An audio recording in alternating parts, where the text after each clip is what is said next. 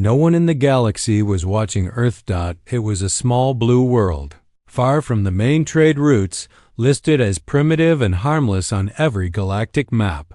Civilizations passed near it for thousands of years, but none stopped. Earth was marked as a quiet planet, home to divided creatures who still argued among themselves.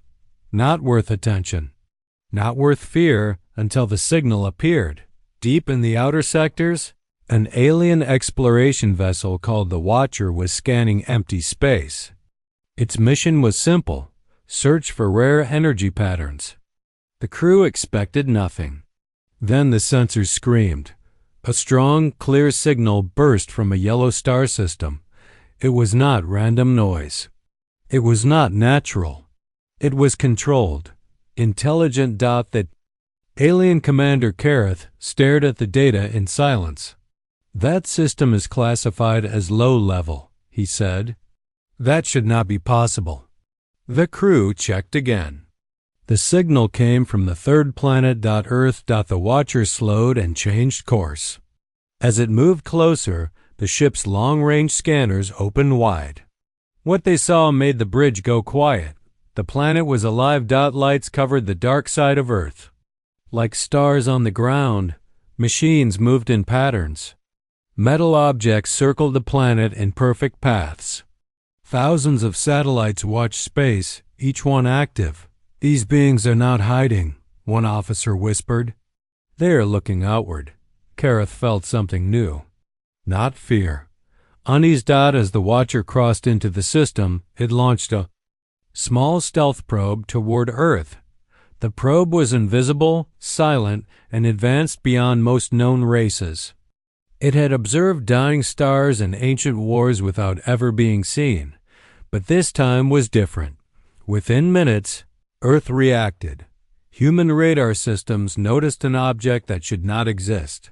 Scientists argued, checked numbers, and checked again. Military stations tracked the probe calmly. No panic, no chaos, just quiet focus. On Earth, leaders were informed. Screens filled with data. The unknown object was fast, smooth, and clearly artificial. "It's not hostile," one human analyst said, "but it's watching us." The probe adjusted its path, trying to hide better. It failed. Earth's machines locked onto it. A message was sent into space. Not a threat, not a scream. Just a simple signal, repeated in mathematics and basic patterns. "We see you." On the Watcher. Alarms flared. "They detected the probe," an officer said, stunned. "That technology should be beyond them." Kareth clenched his hands.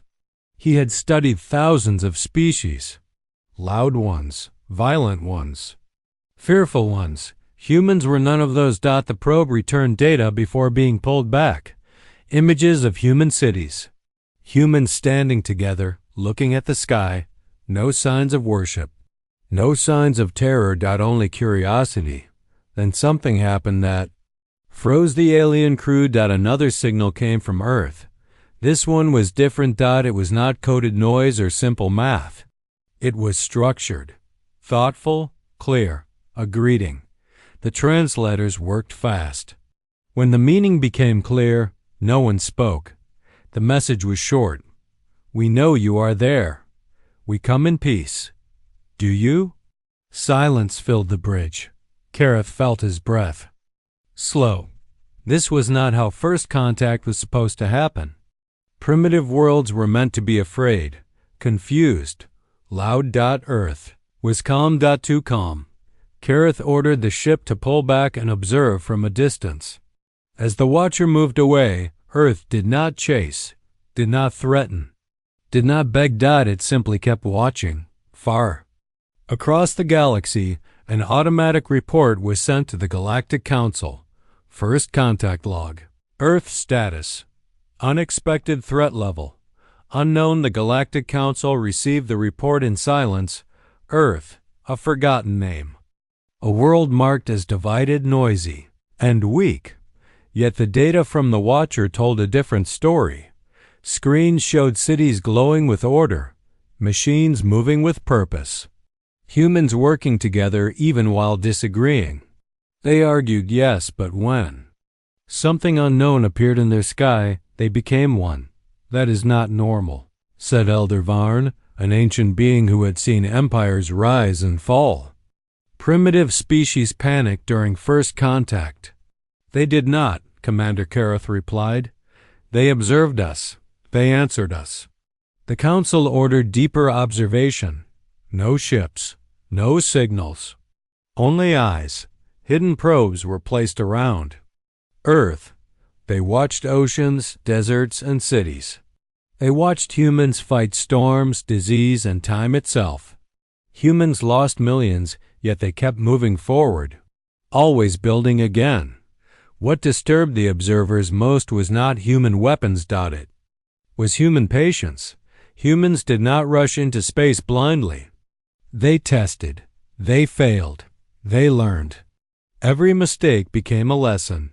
Every loss became strength. They are slow, one council analyst said, but they never stop. On Earth, scientists noticed something strange. Deep space sensors detected shadows, objects too quiet to be natural. Humans did not announce this to the world. They studied in secret. Governments shared information behind closed doors. Old rivals exchanged data without hesitation. For the first time in history, Earth listened together. Human engineers improved their sensors. Astronomers adjusted satellites. Artificial intelligence systems began to predict alien movement patterns. Shadows grew nervous. One probe moved too close to Earth's moon. Human systems reacted instantly, not with weapons. With mirrors. Lasers reflected light across space, mapping the probe's shape. Radio waves bounced off it, painting its size and speed. The probe escaped, damaged but alive. On a distant council ship, alarms sounded. They are mapping us, an officer said, with civilian technology. Elder Varn felt something ancient stir within him. Fear. The council ran simulations. What if humans reached interstellar travel? What if they were attacked? The results were clear. Humans would not win quickly, but they would never surrender. They would fight across generations. They would adapt to enemy weapons. They would turn loss into strategy. Even extinction would not stop them, because humans would ensure someone survived. This species is dangerous, Varn said softly. Not because of strength, because of will. The council made a decision that shocked many. Earth was classified as restricted observation only. No contact, no invasion, no threats. The galaxy would stay silent, but silence has weight. And humans noticed it. Earth scientists realized the shadows were pulling away. The skies grew quiet again. No signals, no probes. They're scared. One human whispered. No one laughed. Instead, Earth prepared. Ships were designed not for war, but for defense and exploration. Humans trained pilots, scientists, and diplomats. They did not know who waited beyond the stars, but they knew one thing. They would not kneel. Far away. The Galactic Council updated the maps. Where routes once passed near Earth, now there was empty space, a gap. A warning. And beside the blue planet's name, a new note was added: avoid unless invited. The calm planet that should not exist had changed the galaxy without firing a single shot. Silence surrounded Earth. For months, no alien signals came. No probes crossed the moon's orbit. The shadows were gone. To many species in the galaxy, Earth had become a forbidden thought, something better left alone. But not everyone agreed. In the outer regions, a young and ambitious alien power called the Threxian Dominion studied the Council's warning and laughed. They were conquerors. Silence to them meant weakness. A world that scares elders is a world worth taking, their war leader said. Without asking permission, a Threxian scout fleet moved toward Earth. They did not hide. Their ships were sharp. and dark, built to inspire fear. As they entered the solar system, they expected chaos. They expected panic signals and desperate defenses. They got none. Earth detected them the moment they crossed the outer boundary. Alarms rang, but cities did not fall into disorder. Planes landed safely. Satellites shifted position. Military forces moved into readiness with quiet speed. On human screens, the alien ships appeared massive and real. "They are not hiding," a human commander said. "They want to be seen." The Threxians slowed near Earth's orbit, their weapons powered up. A display of dominance. Still, Earth did not attack. Minutes passed. The Threxian commander grew angry. Why did they not kneel? He demanded. Then, something unexpected happened. A small human ship detached from Earth's orbit. It was tiny compared to the Threxian warships. No heavy weapons, no armor. Just engines, sensors, and a signal beacon. It moved forward alone. Human commanders watched in silence as the ship approached the alien fleet. "This is reckless," one officer whispered. "No," another replied. "This is human." The human ship stopped at a safe distance. It did not aim weapons. It opened a communication channel using universal math and light patterns. The message was simple. "We know who you are. We know why you came. This space is not yours." The Threxian commander laughed. "They dare speak to us?"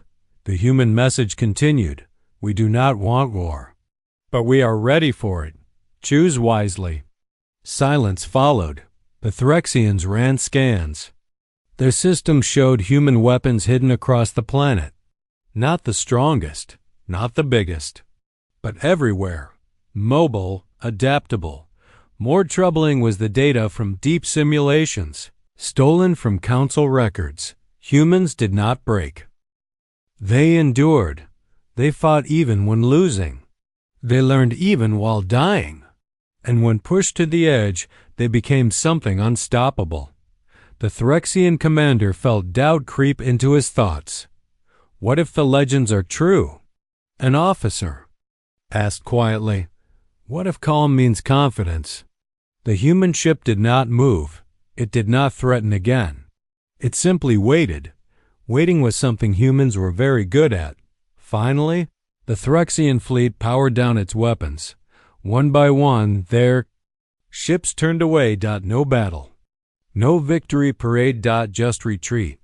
The human ship returned to Earth. Across hidden channels, the event spread through the galaxy, not as a rumor but as a warning. Earth did not kneel. Earth did not chase. Earth did not beg. It stood still. And sometimes, that was far more terrifying than war. Far away, Commander Kareth watched the data in silence. He updated his personal log with a single line. Humans are not peaceful because they are weak. They are peaceful because they are prepared. The galaxy listened and remembered. The retreat of the Threxian fleet sent a shock through the galaxy. No shots fired, no cities destroyed, no blood spilled.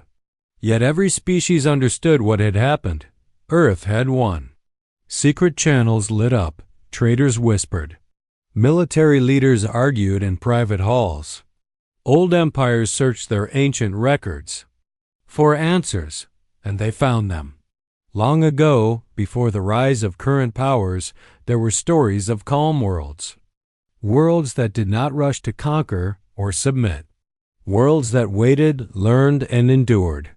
Most of those worlds were gone, destroyed by those who mistook patience for weakness. Elder Varn stood before the Galactic Council once more. His voice was heavy. "Humans fit the pattern," he said. "They are not dangerous because of their weapons. They are dangerous because they do not stop."